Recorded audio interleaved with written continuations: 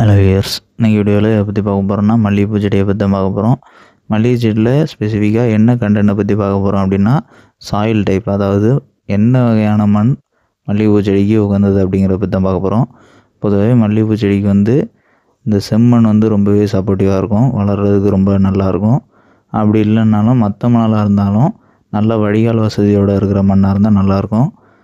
இது தண்ணி தேங்கக்கூடிய மண்ணாக இருந்ததுன்னா தாவரம் நல்ல வளர்ச்சியாக வளராது. எதனாலனா தண்ணி கெடிச்சுன்னா வேர்கள் அழுகிரும். அதே மாதிரி ரொம்ப களிமண், ரொம்ப அடர்த்தியான களிமண் இருக்கக்கூடிய பகுதியிலையும் தாவரம் வளர்ச்சி குன்றி தான் காணப்படும். இந்த வீடியோவில் அதை பற்றி தான் பார்க்க போகிறோம். அதாவது என்னென்னா, நீங்கள் ஸ்க்ரீனில் பார்க்குற செடி எல்லாமே நடவு செஞ்சு 7 மாதம் ஆன மல்லிகை செடி தான். இப்போ இந்த பெரிய செடியில் ஓரளவு இருக்கக்கூடிய செடிகள் எல்லாமே கொஞ்சம் மேலே உதிரியான மண், அதாவது லூமி சாயில் மாதிரி இருக்கக்கூடிய மண்ணும் அதுக்கு கீழே களிமண் இருக்கக்கூடிய தரை தான். ஆனால் இப்போ நீங்கள் ஸ்க்ரீனில் பார்க்குற இந்த செடி பார்த்திங்கன்னா மேலே களிமண் இருக்கக்கூடியது. அப்போ இது என்ன ஆயிடுச்சுன்னா வளர்ச்சி குன்றிடுச்சு. எதனாலனா இப்போ இந்த களித்தரையில் நம்ம தண்ணி ஊற்றினோன்னா தண்ணி உடனே கெட்டிடும். ஆனால் மண்ணுக்கு கீழே ஈரம் நல்லா ஊறுமான்னா அதுதான் கிடையாது. எவ்வளோ தூரம் தண்ணி கெட்டுதோ அதுக்கேற்ற மாதிரி தண்ணி வாடிடும். இப்போது இந்த மண்ணை நம்ம இந்த உதிரியான லூமி சாயில் மாதிரி பக்குவப்படுத்தணும். அதுக்கு என்ன பண்ணலான்னு பார்க்கும்போது, இந்த மாதிரி செடிக்கு 4 சைடும் குழி தோண்டி அதில் இந்த மாதிரி ஆட்டு எருவோ அப்படி இல்லைனா மாட்டு எருவோ இல்லைனா பால்ட்ரி மேனியர்னு சொல்லக்கூடிய கோழிப்பையோ ஏதோ ஒன்று இந்த மாதிரி 4 சைடும் நம்ம ஸ்ப்ரெட் பண்ணி ஈவனாக போடணும். இப்படி ஈவனாக போடும்போது என்ன ஆகும்னா, இதில் இருக்கக்கூடிய ஆர்கானிக் மேட்டர், அதாவது இயற்கை கழிவுகள் அப்படியே மக்கி மண்ணில் கார்பனை பெனட்ரேட் பண்ணும்.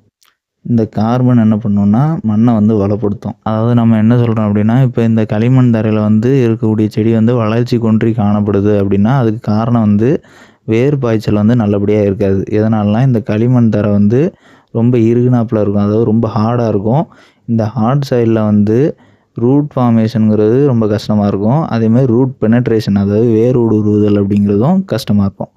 அதுக்கு இந்த மாதிரி நம்ம உரங்களை வச்சு பண்ணும்போது மண்ணை அது பதப்படுத்துறது மூலமாக, வேர்களுக்கு தேவையான காற்றோட்டம் அளிக்கிறது மூலமாக, மண்ணோட தன்மையை மாற்றுறது மூலமாக செடியோட வளர்ச்சியை ஊக்குவிக்கும்.